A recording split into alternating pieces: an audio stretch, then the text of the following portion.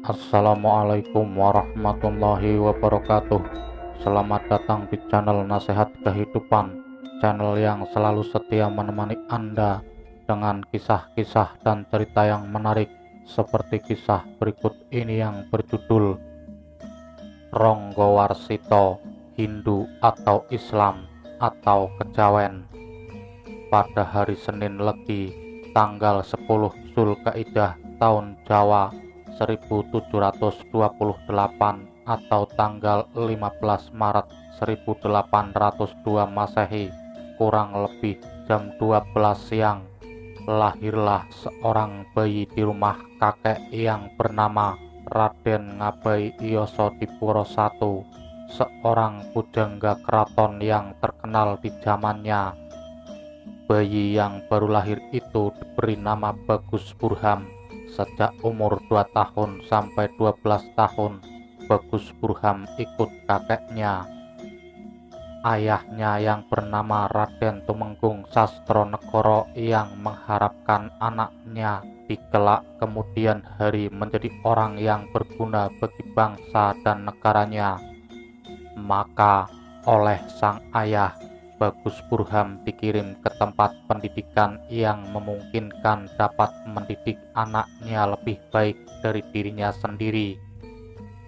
Waktu itu, pondok pesantren di kawasan Ponorogo yang dipimpin oleh Kiai Imam Besari terkenal sampai di pusat kerajaan Surakarta. Kesanalah Bagus Burham dikirim untuk mendapatkan tambahan ilmu lahir batin secara keagamaan. Pondok Tegal Sari yang dipimpin Kiai Imam Besari ini mempunyai murid yang banyak dan memiliki kepandaian yang pilih tanding. Bagus Burham berangkat ke pesantren Tegal Sari disertai embannya yang bernama Kitanujoyo. Di tempat yang baru itu, Bagus Burham sangat malas, ditambah lagi lebih suka menjalankan maksiat daripada mengaji. Berjudi adalah merupakan pekerjaannya setiap hari, juga pekerjaan maksiat yang lainnya. Adu ayam termasuk kesukaan yang tidak pernah diluangkan daripada mengaji. Hari-harinya dihabiskan di meja-meja judi dari satu desa ke desa lainnya, sehingga terkenallah Bagus Burham bukan sebagai santri yang soleh, tetapi sebagai penjudi ulung di kalangan orang-orang di daerah Ponorogo. Dasar seorang anak tumenggung, uang banyak dan biasanya dimanja oleh orang tua atau kakeknya. Karena kegemarannya bermain judi, adu ayam, dan perbuatan-perbuatan maksiat yang lain, Bagus Burham banyak berkenalan dengan warok-warok Ponorogo yang satu kegemaran. Perbuatan putra Tumenggung ini sangat merepotkan hari-hari Kiai Imam Besari. Diharapkan seorang putra priai keraton ini akan memberi suri teladan bagi murid-murid atau santri-santri yang lain, tetapi ternyata sebaliknya.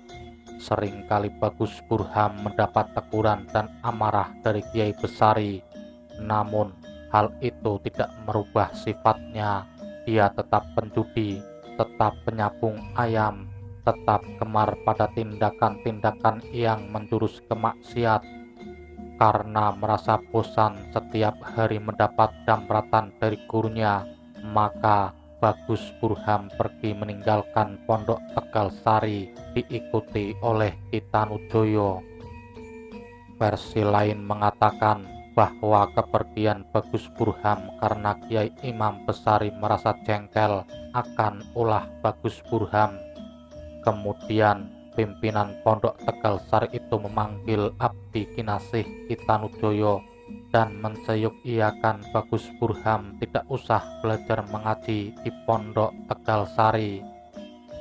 Meninggalkan pondok Tegal Sari, Bagus Burham tidak mau pulang ke Solo. enggan diiringi oleh abdinya yang bernama Ki Tanujoyo.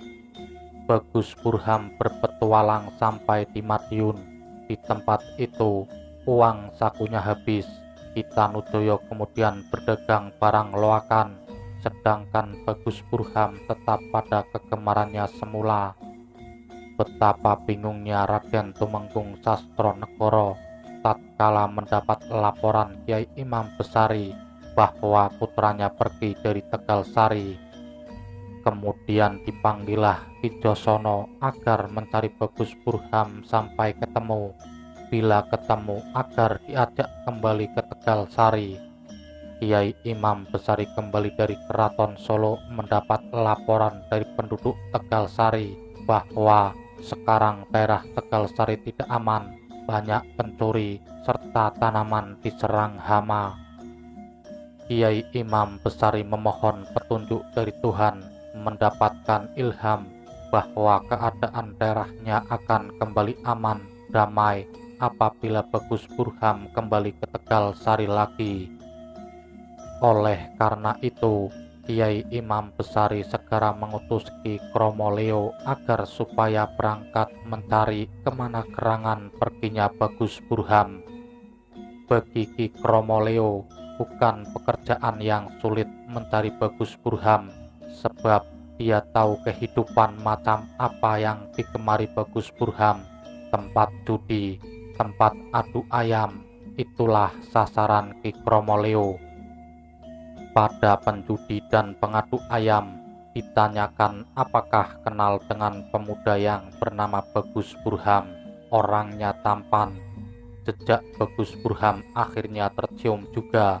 Ki Kromoleo dapat menemukan Bagus Burham dan mengajak kembali ke Tegalsari. Namun Bagus Burham tidak mau. Karena bujukan Ki Josono, utusan orang tuanya yang kebetulan juga sudah menemukan tempat Bagus Burham, maka kembalilah Bagus Burham ke Tegalsari. Kiai Imam Besari menghadapi Bagus Burham dengan cara lain, sebab ternyata sekembalinya dari petualangannya, Bagus Burham bukan semakin rajin mengaji, tetapi semakin goblok dan bodoh. Tampaknya menghadapi murid yang demikian, kiai yang sudah berpengalaman itu lalu mengambil jalan lain. Bagus Burham tidak langsung diajar mengaji seperti santri-santri yang lain. Dia bukan keturunan orang biasa, tetapi masuk memiliki darah santrinya, maka tidak mengherankan kalau dia juga memiliki atau mewarisi sifat-sifat leluhurnya. Gemar sekali kepada hal-hal yang memperlihatkan kejantanan seperti adu ayam dan lain sebagainya. Menurut Serat Condrokanto, buatan Raden Ngabai Condro Pradoto antara lain menyebutkan bahwa Raden Patah berputra Raden Tejo atau Pangeran Pamekas. Pangeran Pamekas berputra Panembahan Tejo Wulan di Jogorogo. Panembahan Tejo Wulan berputra Tumenggung Sujono Putro, seorang pujangga keraton Pajang. Kemudian Raden Tumenggung Sujono Putro berputra Tumenggung Tirto Wiguno. Sedangkan Tumenggung Tirto Wiguno ini mempunyai putra Raden Ngabai Iyosodipuro I, pujangga keraton Surakarta. Kemudian sang pujangga berputra Raden Ngabai Yosodipuro II atau Raden Tumenggung Sastronegoro, ayah dari Bagus Burham. Dari sumber lain menyebutkan bahwa Raden Tumenggung Sastronegoro bukan ayah Bagus Burham, tetapi kakeknya. Ayahnya bernama Mas Ngabai Ronggowarsito Panewu Cakri Kadipaten Anom. Dari silsilah tersebut diketahui bahwa Bagus Burham masih ada keturunan darah raja, darah bangsawan yang biasanya sangat suka adu jago, tetapi gemar melakukan tapa brata. Kesinilah Imam Kiai Besari mengarahkan.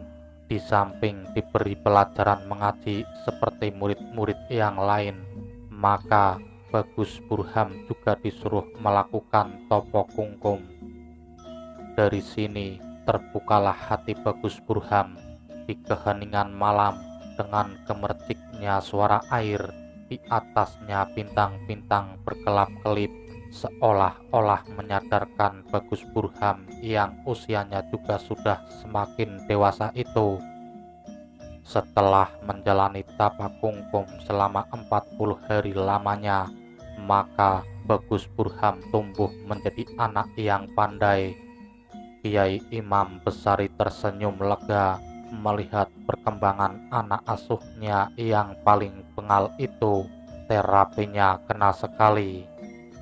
Padahal terapi itu hanya berdasarkan dongeng yang pernah didengarnya, bahwa dahulu kala ada seorang pemuda yang bengal, nakal, penjudi, pemalas, perampok yang bernama Ken Arok.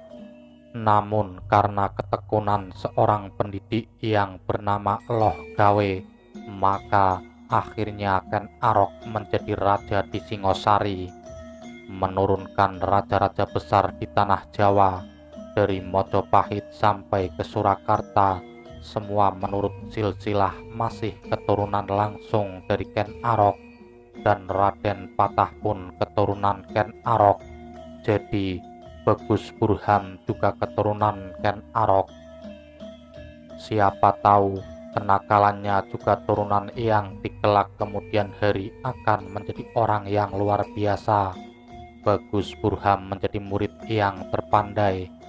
Selama 4 tahun di Pondok Tegal Sari, ilmu gurunya sudah terkuras habis, tidak ada sisanya lagi. Kiai Imam Besari memuji keluhuran Tuhannya. Dia melimpahkan habis ilmunya kepada muridnya. Setelah dirasa cukup, maka Bagus Burham kembali ke Surakarta.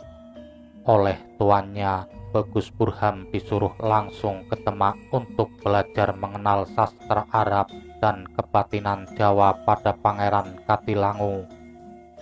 Apakah ayahnya punya maksud agar kelak anaknya dapat menandingi kepandaian rajanya? Bagus Burham seorang kutu buku yang luar biasa. Dengan bekal kepandaian yang dimiliki dari beberapa guru-gurunya, Bagus Burham kemudian menekuni soal kesusastraan Jawa serta peninggalan-peninggalan nenek moyang. Buku-buku berbahasa Kawi kuno ditelaah dan dipelajari sebaik-baiknya.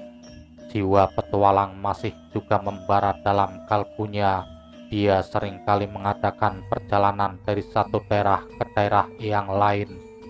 Bagus Burham meninjau tempat-tempat yang bersejarah, tempat-tempat yang mengandung nilai-nilai historis, tempat-tempat yang keramat, candi-candi, dan tempat-tempat penting lainnya.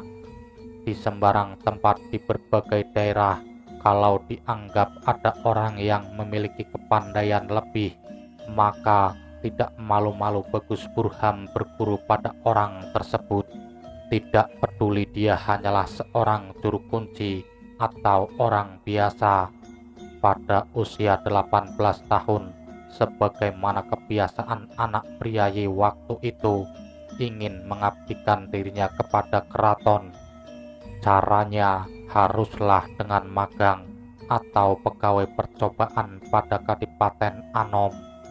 Jiwa senimannya atau darah kebujanggaannya terasa mengalir deras di tubuhnya. Tidak merasa puas dengan pekerjaan magang tersebut, maka Bagus Burham mohon pamit sebab dirasa tidak ada kemajuan. Dia ingin mengembara, ingin berpetualang menuruti gejolak darah senimannya. Hampir seluruh pelosok pulau Jawa telah dijelajahi oleh Bagus Burham. Bahkan juga luar Jawa seperti Bali, Lombok, Ujung Pandang, Banjarmasin. Bahkan ada sumber yang mengatakan pengembaraan Bagus Burham sampai di India dan Sri Lanka. Melihat perjalanan hidupnya seperti tersebut di atas, pantaslah kalau Bagus Burhan menjadi manusia yang kritis menghadapi suatu persoalan atau ungkapan perasaannya tanpa ada karyanya. Serat Tolotido.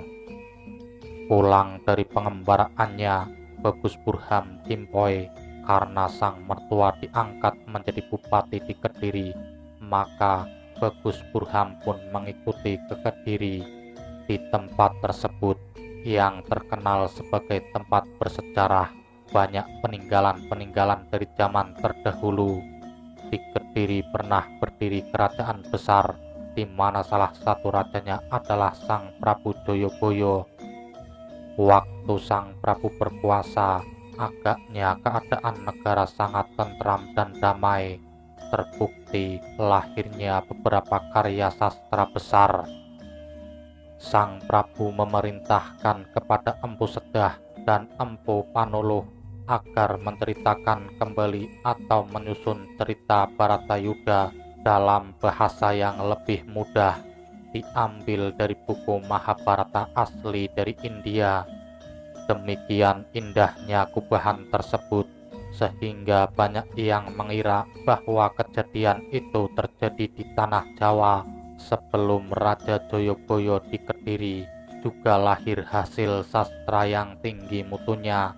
Semoro Dahono, Kitab Karya Empu Darmojo, juga buku Sumono Sentoko, karya Triguna, merupakan hasil sastra yang sulit dicari bandingannya.